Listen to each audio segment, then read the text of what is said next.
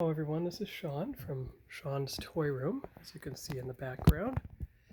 And this is just a short video to show my progress so far unpacking in my new place. I mean, they unpacked some of it. I unpacked more of it. And you can see the childhood train there, the service center. My childhood Hot Wheels track with its box is right here. Actually, there, that's better. Now you can read the printing. And of course, the aerator shelf is set up. This may not be its final location though.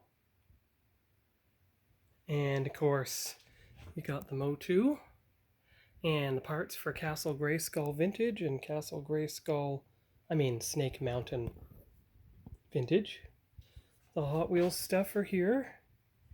And that's about as far as I've gone so far.